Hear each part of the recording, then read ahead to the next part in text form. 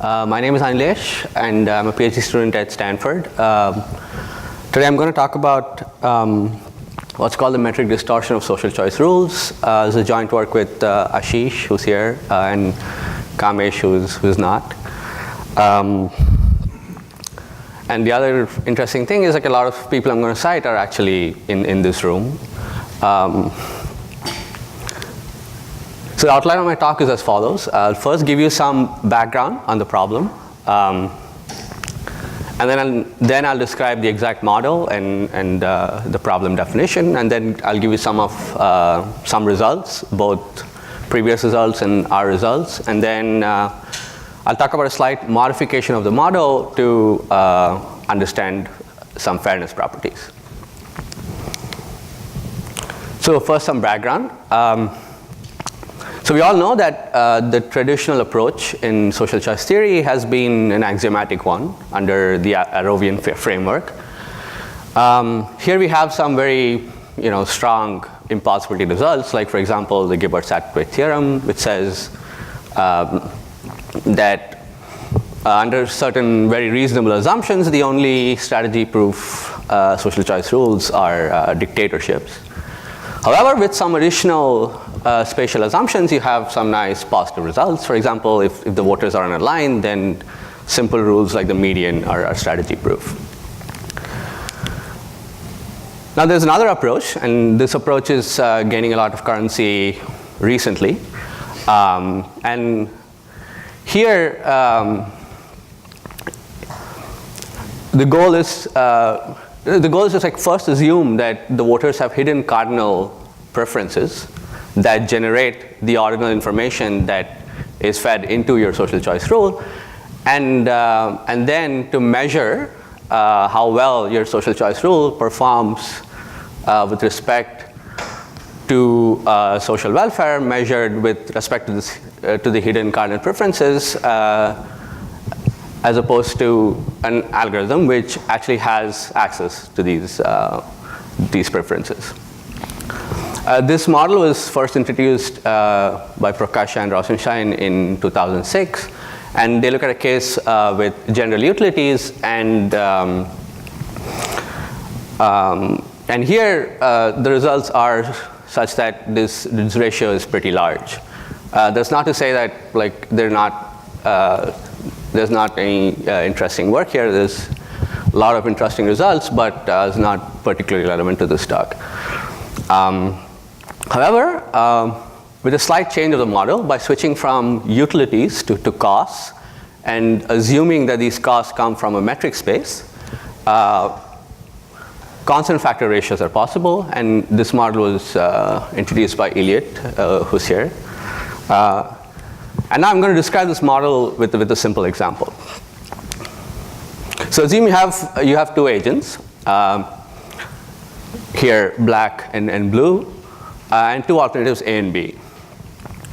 Let's say blue voter says she prefers A over B, and black says she prefers B over A. And now your algorithm must choose a winner just based on this information. And let's say you choose B, because there's no way of differentiating between A and B in this case. And now think of an adversary who chooses a metric space and places the agents and the alternatives in this metric space, such that the distances in these metric space correspond to the costs, and those costs are consistent with the rankings. So here's an example where A and B are on either end of a line. The blue voter is coincident with A, and the black voter is almost in the middle. So here, the total cost of your choice B is roughly 3, and the total cost of the optimal choice, which is A, which you could not have made, is 1. And so the ratio here that you can achieve is 3. You could also think of a randomized choice of your winner, and in that case, the best you can do is choose A or B with equal probability, and here you get a ratio of 2. Any questions up to here? So now social choice rule is a function that maps any given set of rankings to a winner, either deterministic or randomized. And our quantity of interest is what I'm going to call worst case metric distortion, and that is the worst case value of this ratio over all possible sets of inputs of rankings and metrics that are consistent with those rankings. And if f is randomized, it's a similar expression, just that the numerator is the expectation over the randomness in your function. So before I state some results, I get some definitions out of the way. Again, I'll do this with some examples. Let's say your input consists of 3 rankings here. A better than B better than C, B better than C better than A, C better than A better than B, and each of these rankings is weighted by the corresponding number on the left. And so the tournament graph is a graph on the set of alternatives with edges that denote which. So if the edge from A to B means that A beats B on aggregate in the rankings, and so on. And the weighted tournament graph is a similar graph, but with weights attached to these edges, and this weight denotes the strength of this pairwise relation. So now a tournament rule is a function of this tournament graph alone, given a set of rankings. And the weighted tournament rule is a function of the weighted tournament graph and not a tournament rule. So here are a few examples. An example tournament rule is the Copeland rule, which is the alternative that pairwise beats the most other alternatives. So in this case, it could be any of these 3. For sake of argument, I'm going to say it's A. An example weighted tournament rule is the rank pairs, which says, which is constructed in the following way. You remove all the edges in the weighted tournament graph and you add them back in non-increasing order of weights. And at any instant when the edge creates a cycle, you just discard it and move on. So in this case, you'll first add this edge and that, and so your winner is going to be B. And then there's randomized dictatorship, which is basically you pick an agent uniformly at random and then just choose a top alternative. And this is neither a tournament rule nor a weighted tournament rule. So the reason I went through all this is, will be clear in a bit. So here are some previous results from some papers by Elliott and his co-authors. So for the deterministic case, what's known is that any deterministic rule has a worst case distortion of at least 3, and Copeland has a worst case distortion of at most 5. And the randomized case, there's a lower bound of 2 for any rule, and randomized dictatorship achieves 3. So the broad question here is like, can we say something more? Can we bridge this gap between the lower bound and an achievable upper bound? And here's what was known, that the rank pairs achieve 3 if given some conditions on your rankings, and was conjectured to achieve 3 in general. Yeah, sure. So here are some of our results. Our first result is that rank pairs, in fact, does not achieve 3. The worst case bound is 5. And we think this extends to all weighted tournament rules, and we do know that it does extend to tournament rules. And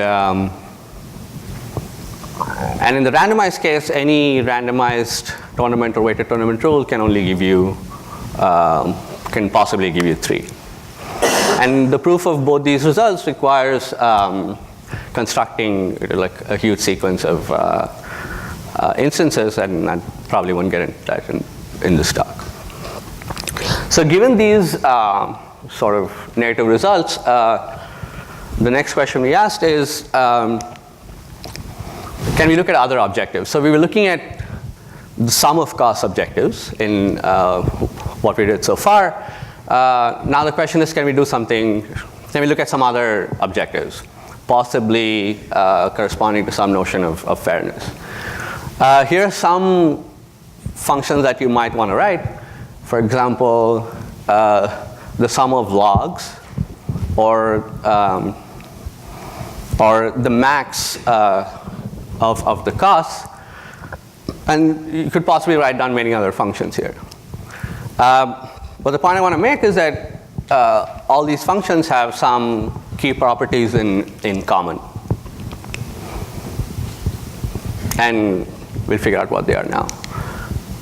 So let's say you want to write down some fairness objective.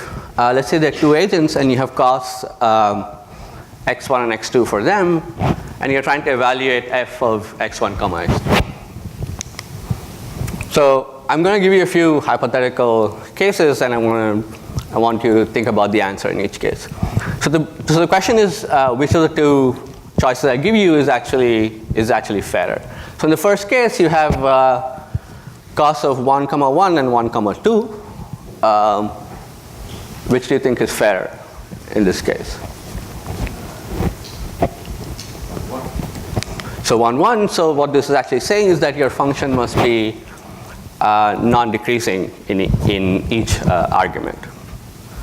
So next is 2, 4 versus 4, 2.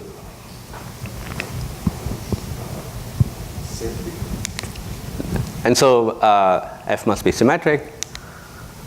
2, 4 or 3, 3. I didn't get the first line. Why the f must be non-decreasing because you prefer... You prefer lower cost, right? So non-increasing. Oh, sorry. Yeah, that's right.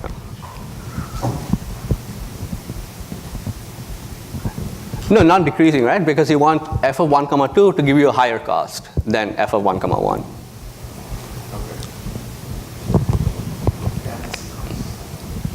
Okay, so it's like minimizing costs. So the third question is 2, 4 versus 3, 3.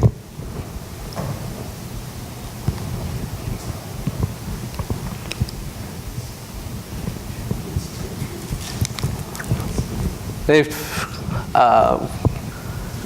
you assume it's convex, then it's 3, 3, and you can make some sort of the counterpart of decreasing marginal utility and translate it to costs, and you get this assumption. And you make an additional assumption that f evaluated at 0 is 0. And so any function that satisfies all these properties is called a canonical cost function in say like the network resource allocation literature. So the result here is Copeland, which we talked about a few minutes back. Also achieves a phi approximation for any such cost function. So more formally, for any convex symmetric function f, so that f of 0 is 0, we have that f of c comma d by 5 is less than or equal to f of c prime comma d, where c is the Copeland winner and c prime is any other alternative. And here f of a comma d for any a and d is shorthand for f evaluated with this vector of costs corresponding to a and all the agents. Got it.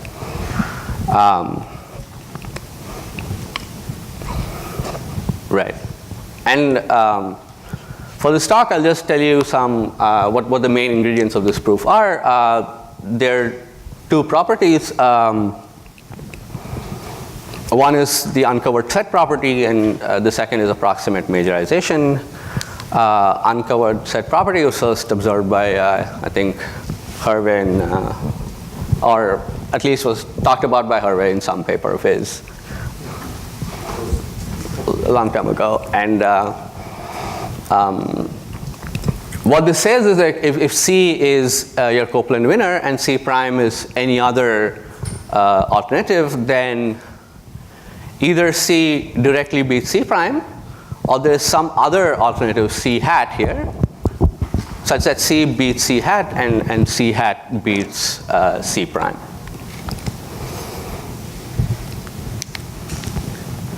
And using approximate majorization, what we need to prove equivalently to prove our bound for any general function f is a constant factor bound simultaneously for all functions sk,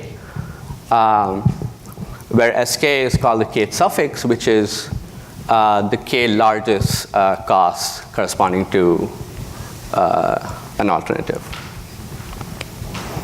And if you can simultaneously give a bound for all k from 1 to n, where n is a number of agents, then this translates to the previous result. Now, I think I'll just conclude now. So, besides the results I talked about, there are lots of interesting work going on on the metric distortion problem. For example, characterizing distortion with an additional requirement of your rules being strategy proof, or looking at practical rules such as a single transfer vote, which is actually used in practice, and other problems outside of social choice, such as matching and clustering on graphs, and also the next talk in the session, I won't say what it is. There's some open questions that directly follow from what we talked about. Firstly is it possible to achieve the lower bound for deterministic rules and also the bound of 2 for randomized rules? I have many other questions that are not crisp enough to be stated here, but I'm happy to take it offline. Thank you.